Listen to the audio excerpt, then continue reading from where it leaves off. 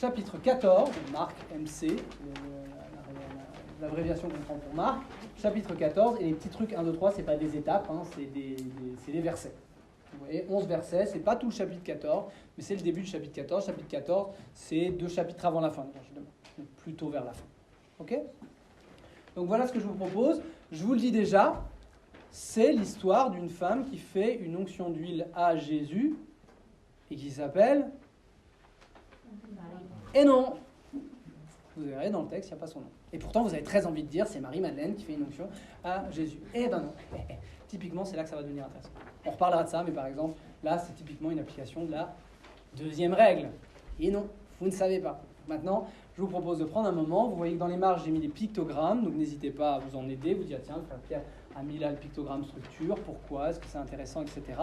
Alors, allez-y, commencez à discuter entre vous, de vous dire, tiens, tel passage, vous pouvez lire d'abord, évidemment.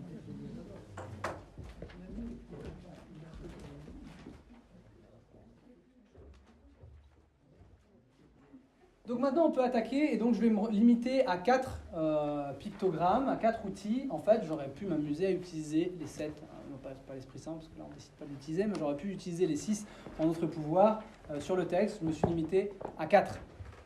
Alors, le premier, c'est donc, je vous le dis souvent, l'outil de structure. Ici, il se passe un truc génial. Sans doute, vous avez été plusieurs à le remarquer.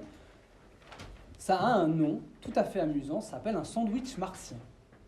C'est pas des petits hommes verts qui mangent de la salade, hein, ou du sandwich au thon. Non, c'est le fait que l'évangile de Marc, dans son évangile, Marc s'amuse tout le temps à commencer une histoire, à s'arrêter à vous raconter autre chose, puis à finir l'histoire qu'il a commencée plus tard. Vous voyez ici, les grands prêtres cherchent à faire mourir Jésus, mais ils se disent « Ah, mais on va pas le prendre en plein milieu de la foule, comment on va faire ?» Et à la fin... Et Judas vient livrer Jésus et les grands prêtres sont tout contents, ils ont enfin trouvé la solution à leur problème. Donc l'histoire qu'on a commencée sur les 2 premiers versets, elle se finit sur les 2 derniers. Alors évidemment, j'aurais pu vous couper le texte en enlevant ça, mais c'est vachement intéressant de voir ça. Alors, ça va forcément changer toute la vision qu'on va avoir du texte à l'intérieur.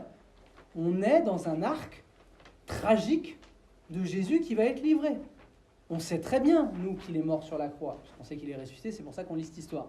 Donc on sait très bien que les grands prêtres, ils vont trouver un moyen de le tuer. Donc au moment où on nous lance ça, on est en tension vers ça. Puis tout d'un coup, on nous raconte autre chose. Et ça va avoir un pouvoir. Ça va colorer tout ce qu'on nous racontera entre les deux.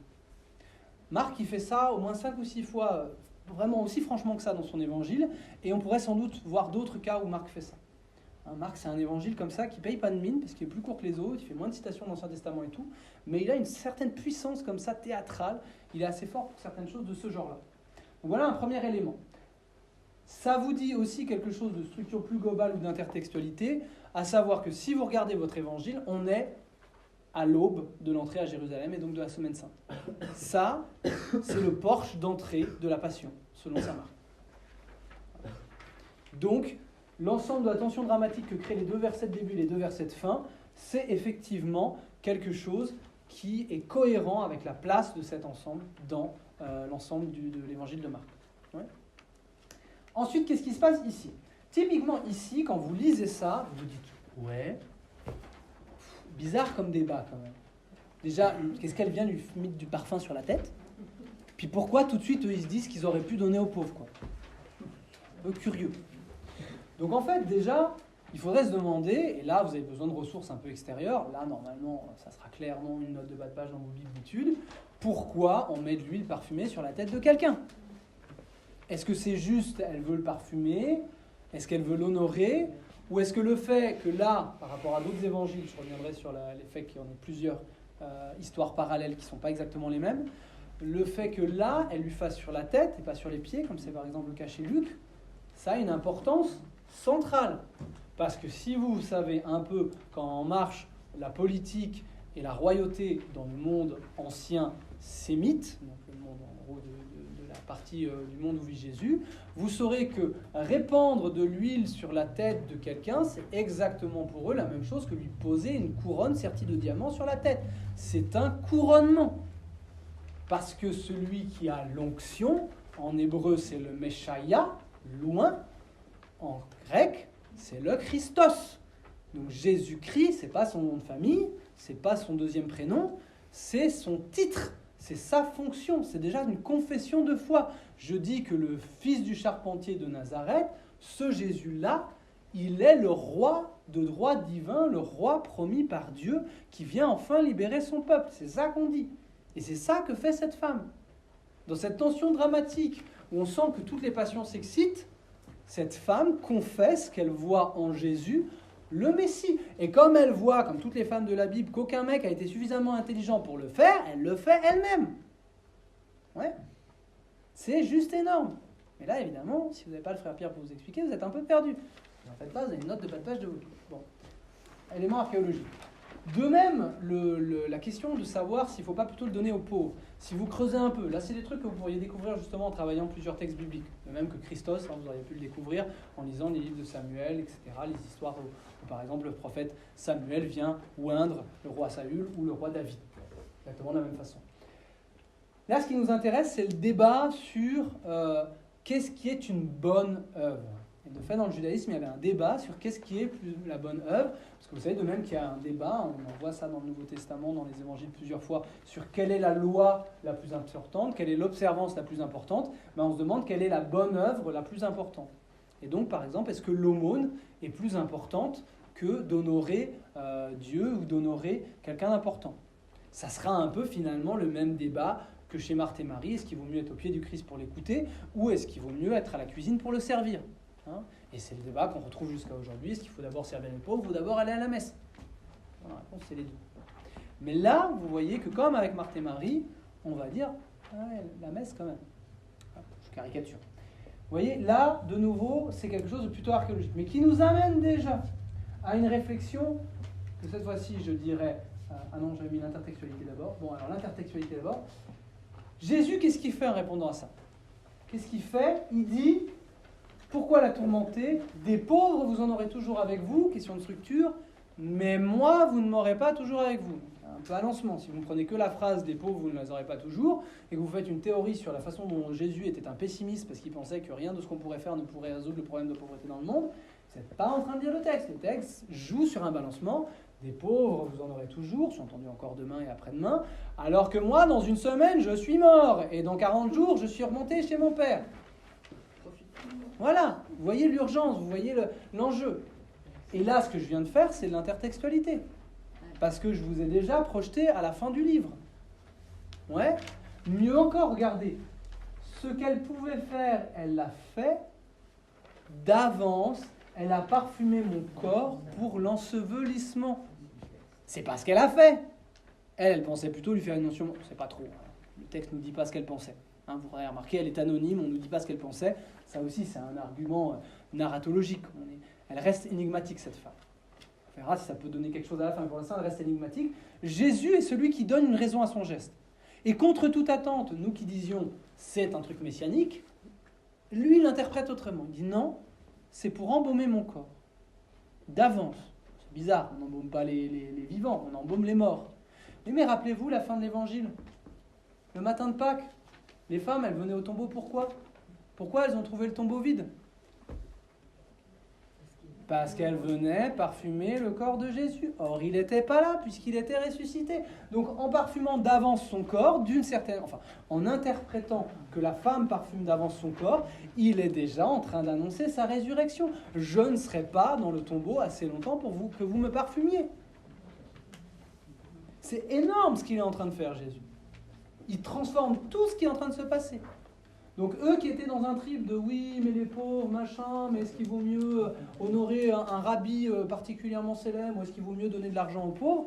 Lui est en train de transformer tout ça en disant attendez, il se passe un truc complètement historique, là maintenant, dans 6 jours vous m'avez plus, mais 3 jours après ma mort, on ne pourra pas me parfumer parce que je serai déjà ressuscité.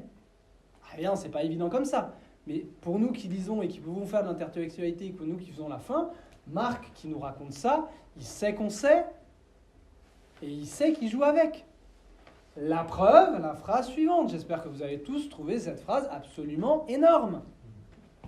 Amen, je vous le dis, partout où l'évangile sera proclamé dans le monde entier, on racontera en souvenir d'elle ce qu'elle vient de faire. C'est un truc, vous trouvez ça jamais quasiment dans un texte. L'histoire est en train de sortir de l'histoire. Ça, c'est narratologique. C'est comme si le narrateur, là, tout d'un coup, les personnages, c'est comme au théâtre. Vous savez, un personnage qui tout d'un coup se tourne et parle au public. alors qu'il n'est pas censé savoir qu'il y a du public, vous voyez ? Ben là, tout d'un coup, Jésus dit, ah, d'ailleurs, je vous dis, vous qui lirez l'Évangile dans 2000 ans, eh ben, vous ferez mémoire de ce qu'elle a fait, parce que c'est vachement important.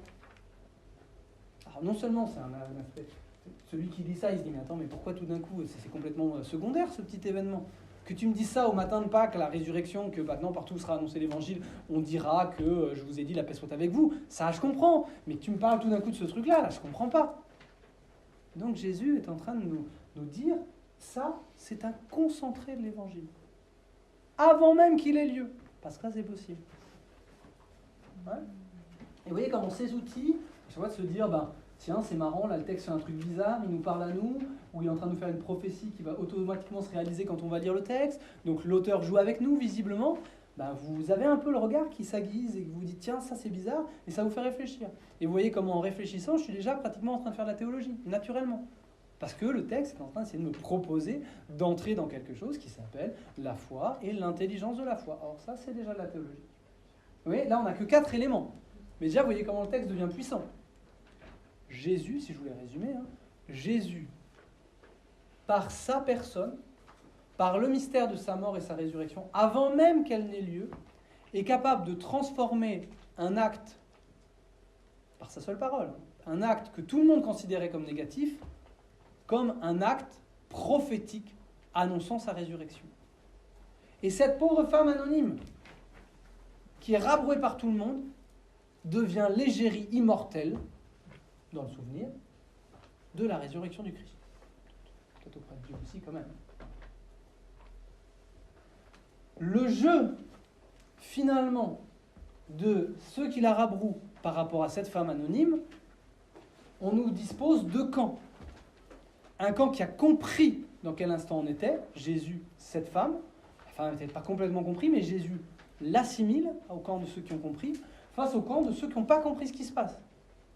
Or, rappelez-vous la structure, on nous a présenté le camp de ceux qui n'ont pas compris ce qui se passe. C'est les grands frères, c'est Judas. Donc il y a une structure qui se met en place et qui nous dit, maintenant on est au paroxysme, on commence la passion, il va y avoir besoin de choisir. Soit vous entrez avec Jésus dans un truc complètement fou, qui ne s'est pas encore produit, donc vous ne savez pas trop où vous allez, soit vous restez bien tranquillement avec ceux qui font ce qu'on a toujours fait, c'est-à-dire couper les têtes qui dépassent. Ouais. Donc quelque chose de cet ordre-là. C'est un porche d'entrée assez sympathique pour la passion. C'est aussi maintenant que vous comprenez pourquoi j'ai pris ce texte-là pour commencer. Il y a 3 raisons à ça. D'abord, parce que ce texte-là se présente lui-même comme un évangile. C'est intéressant.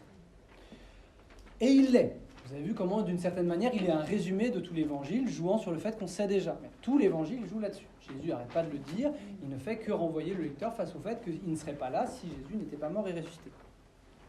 L'évangile de Marc, dans lequel se place cet évangile, est un évangile particulièrement dynamique, et c'est le plus court des 4. Des 3, parce qu'il y en a 3 qui sont pareils, et le 4e, mais il est de toute façon plus long aussi. Donc, si vous devez commencer à lire la Bible, quel livre biblique vous allez lire ? L'évangile de Marc, évidemment.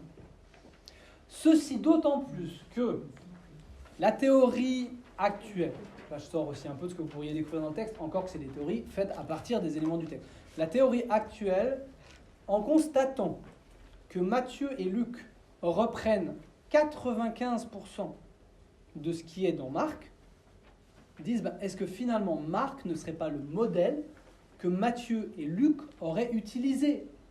Ce qui fait de Marc le plus ancien des évangiles, parce que Jean, si vous le lisez, c'est clair, suppose déjà que vous savez énormément de choses.